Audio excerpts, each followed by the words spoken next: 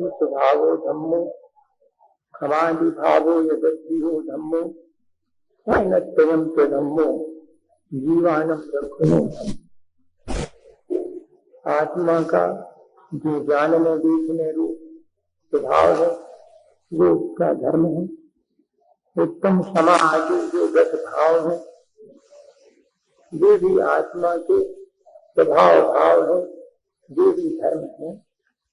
सम्यक दर्शन ज्ञान चारित्र की एक रूपता जो रत्नत्रय है वह भी धर्म है, और जो सौ पर के प्रति दया का भाव है वो भी धर्म है। ऐसे धर्म के स्वरूप को समझकर जो भी अपनी धार्मिक क्रियाएं करता है तो वह अपने कल्याण का उपाय प्रयोग कर रहा है। ऐसा अपन को जानन करके अपनी धार्मिक क्रियाएं करना चाहिए।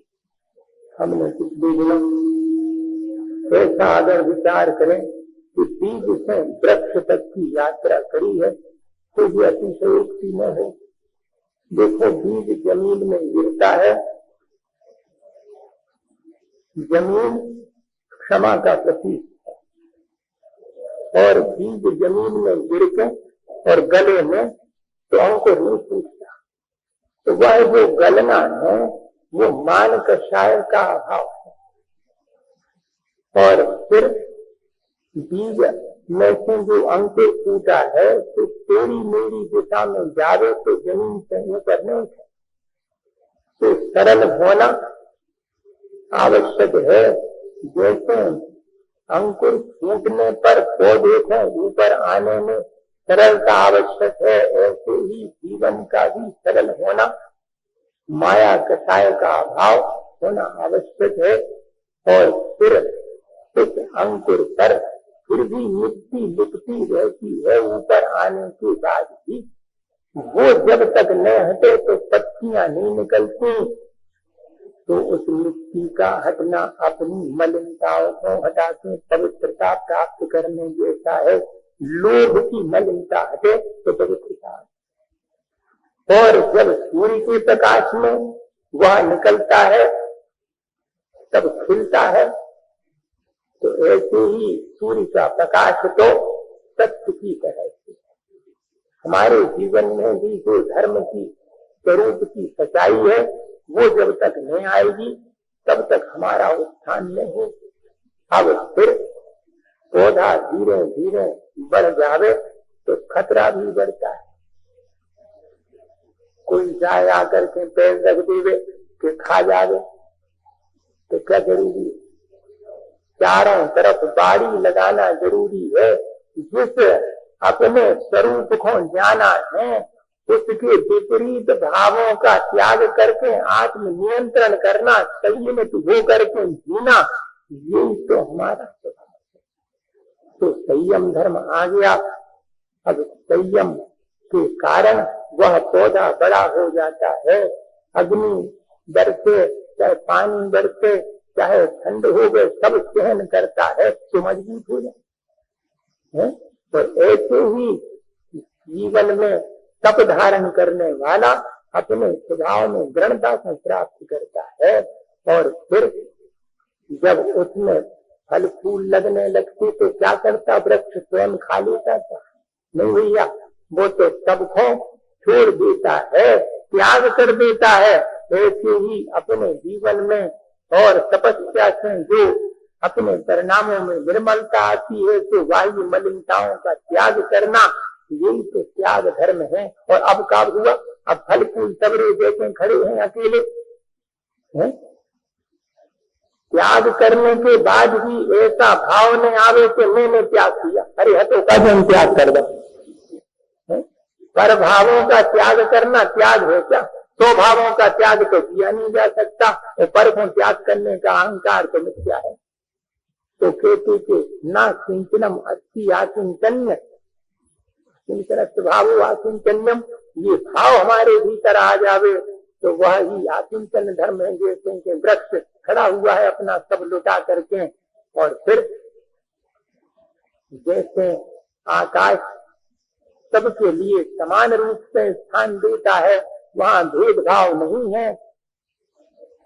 पांचों इंद्रियों के विषयों को छोड़ करके और अपने पर पदार्थों से अपनी बुद्धि हटा करके आकाश के समान सबके प्रति समता भाव रखना। जैसे आकाश में वृक्ष खड़ा हुआ है, जो आवे तो उसके नीचे बैठ जावे, छाया पा जावे, ऐसा ही हमारा जीवन हो जावे। ब्रह्म में हम आचरण करें अर्थात अपनी आत्मा में आचरण करें तो भेदभाव मिट जाता है। देखो ऐसे ही तो सब धर्म आए अपने जीवन में, जैसे बीज से वृक्ष बनता। और अब क्या रह गया? अब ये रह गया कि फूल तो सब गिर गए, लेकिन फल लगेगा। वो फल जो है अब सबको बांटना। तो 10 दिन की साधना से कौन सा फल लगा? निर्मलता आई, परिणामों में मिठास आ गई। अब वह मिठास वाणी में प्रकट होती तो उसी को कहती समावाणी। और का भीतर परिणामों में निर्मलता आई क्योंकि धर्म धारण किया, तो उस निर्मलता की अभिव्यक्ति करने का दिन है आज कि भैया अब हमारे 10 दिन में, और जो विकारी भाव थे जो हमने हटा दिए किसी के प्रति मन में, अब हमारे कोई शत्रुता का या बैर का या द्वेष का भाव अब नहीं रहा। तो अब सब जीवों के प्रति क्षमा भाव धारण करता हूँ। खम्मामि सब जीवानम सव्वे जीवा खमंतु। पहले तो मैं सबके प्रति क्षमा भाव धारण करता हूँ, बाद में फिर मैं औरों से भी क्षमा भाव धारण करने के लिए निवेदन कर सकूंगा। पहले तो स्वयं ही क्षमा भाव धारण करना है। पहले अपने स्वभाव को प्राप्त हो तब जाते दूसरे को कह सकते कि आप भी करो ऐसे है। अपन तो पियत हो गए बीड़ी और दूसरे को कहते तो छोड़ दी, भैया को न छोड़े वो के तुमने कहा नहीं छोड़ते है। पहले अपने भीतर से कलुषता हटे तो दूसरे की कलुषता हटने में देर न लगेगी। मनो सब इस बात के इंतजार में होता है कि ये पहले करें, तो अपन अपने ही करो ना, पहले अपने से शुरू करो कि मुझे क्षमा। क्योंकि शत्रु मित्र तो जो बाहर अपन को दिखाई पड़ रहे, जो हमारे विकारी भाव है तो भी हमारे शत्रु है, तो अपने से शत्रु का मूल का है। और जो स्वभाव भाव है जो हमारे सद्भाव के परिणाम है भी हमारे मित्र है हमारे। तो ऐसी जो शत्रुता मित्रता हमारी आंतरिक है, पहले उससे ऊपर उठना, तब जाकर के ये जो बाह्य में शत्रु मित्र की बात है वो अपने आप और समाप्त हो जाएगी। समता भाव आने में देर नहीं लगेगी। और भैया अपन अपनों से पहले नंबर क्षमा मांगे। तो क्यों मांगते? क्योंकि ये सद्भाव बना रहे, जिसके प्रति हम अपने मन में सद्भाव अभी तक रखे आए हैं वो बना रहे। ऐसा ना हो कि हमारी किसी भूल चूक से वो सद्भाव समाप्त हो जावे। तो पहले जो अपने हैं उन्हीं से मांगते। शत्रु से क्षमा मांगने जाने की उतावली में करना।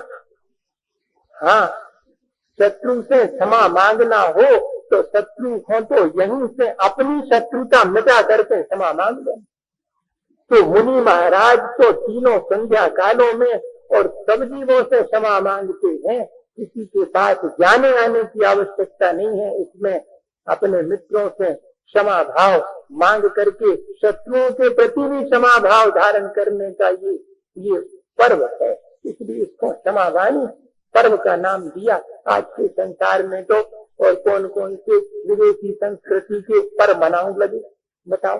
तो उनने कोई वैलेंटाइन डे, अब जो वैलेंटाइन डे जो है वो तो उनमें कभी क्षमा भाव नहीं है, में मैत्री आए में प्रेम है। जो आज को दिन है वास्तव में, तो इसको तो भुला दिया और पश्चिमी सभ्यता वाले दिनों को और हमारे सब युवतियां मनाने लगे। आज इस बात का अपन को संकल्प करना चाहिए कि मनाएंगे प्रेम का और सद्भाव का और मैत्री का दिवस। तो ये है बात, ये सब तो खोटी बातें हैं। इसमें तो 4 बातें धर्म की अपने जीवन में आवे और फिर धार्मिक अनुष्ठान करें तो ठीक जान पड़ता है। और एक बात और आपसे कहूँ, आपने बहुत अच्छा किया, जिस तरह से आपने संकल्प लिए अब इनको निभाते रहना।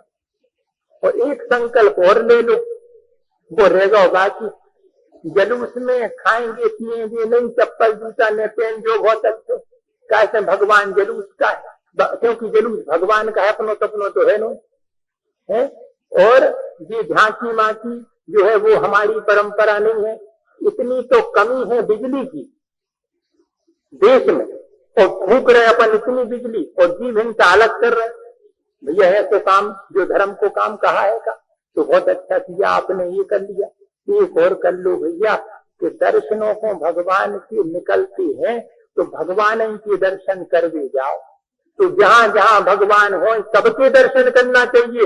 ये न सोचना चाहिए कि जो मंदिर उनको और जो मंदिर उनको, मंदिर तो भगवान को है। जो एक काम और कर लो तो हमारा यहाँ पर उपस्थित होना, महाराज का साथ में बैठना सार्थक हो जाएगा। ये मंदिर कौन पंचायत के और कौन के व्यक्तिगत नहीं, ये भगवान के हैं। ये 9 देवता में से एक देवता है, किसी का भी अभिनय न करना, ऐसा नियम न लेना कि हम इसे तो जिए और इसे न जिए, उसे की थाली में दबाएंगे तो देश भाव है। ये भैया ये देश भाव तो छोड़ना है और करना क्या है, क्या रखा है इन बातों में। और कौन रोज रोज सब मंदिरों में जाता है, लेकिन कम से कम ये दुर्भाव तो नहीं रखो, इस दुर्भाव को निकालो। हो गई भूल तो हो गई पहले, अब तो क्षमा भाव सबके प्रति धारण करके, सबके प्रति और भगवान के प्रति अपनी श्रद्धा भक्ति व्यक्त करने में कभी भी कमी नहीं करना चाहिए। सब साधर्मी भाई हैं, ठीक है, सबके अपने अपने विचार हैं। तो कोई किसी विचार को प्रमुखता देता है, कोई किसी विचार को प्रमुखता देता है, पर विचार तो सब वही श्रेष्ठ है जो धर्म से समन्वित, और सब विचार तो और सब मतांतर तो संसार बढ़ाने वाले, ये बात अपन सुन चुके हैं। वे विचार जो कि मोक्ष मार्ग से ले जाते हैं, चाहे वे निश्चय नय का कथन प्रमुखता से करें, चाहे व्यवहार नय की प्रमुखता से कथन करें, तो व्यवहार वही श्रेष्ठ है जो निश्चय से समन्वित है, और निश्चय भी वही श्रेष्ठ है जो व्यवहार से समन्वित है। बाकी सब चीजें तो, बाकी सब में कोई धर्म नहीं है, और वास्तव में तो निश्चय में धर्म नहीं है और व्यवहार में नहीं है। नय पक्का खंतो नय के पक्षपात से जो ऊपर हो गया है वो धर्म को जानता है, वो धर्म के स्वरूप को धारण करता है। ये बात ठीक बात, तो अपन को इस बात का ध्यान रख करके करना चाहिए। और अंत में जो है मुझे आपसे एक बात कहनी थी, वो ये है कि अपन लोग जो है दूसरे की, माने अपन से कभी गलती हो जावे तो दूसरे से तो चाहत को क्षमा कर दी, को नहीं चाहे, तो ऐसे ही भैया दूसरे की हो जावे तो अपन आगे बढ़ के क्षमा करो। अपन जब ये चाहते कि हमारी गलती हो जावे तो भैया तुम क्षमा कर दी, ये तो बहुत अच्छी बात है।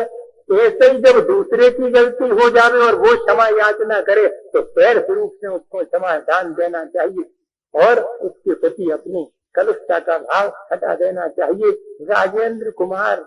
राजेंद्र प्रसाद राष्ट्रपति थे और नेहरू जी प्रधानमंत्री थे।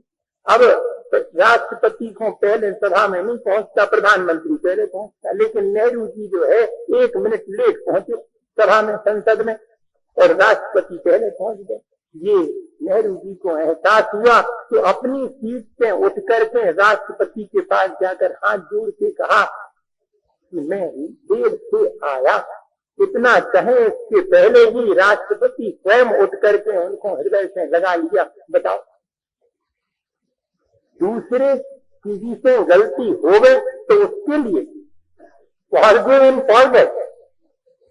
कोई गलती करे तो हम उससे पैर भाव से क्षमा करें, तब तो हम स्वयं से गलती होगी तब दूसरे से क्षमा करने के लिए निवेदन कर सकेंगे। आज ऐसा परस्पर में अपन को एक दूसरे के प्रति क्षमा भाव धारण करना चाहिए।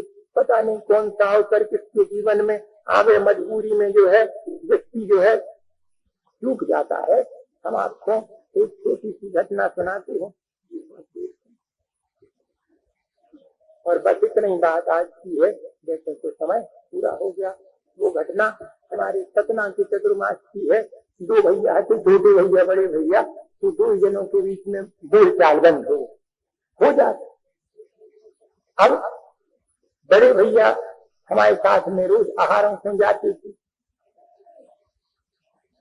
उनके यहाँ भी चौका लगा और उनने हार दी और सबके यहाँ पर जाते थे देने के लिए। अच्छी बात। अब ऐसा हुआ कि छोटे भैया का भी चौका लगो। अब छोटे भैया का चौका लगो तो अब रोज जाते थे सबके चौकों में, तो बड़े इनको भी जाने पर तो बड़े भैया छोटे को बोल चाल तो ने छोटी को बोले नहीं बड़ी थी।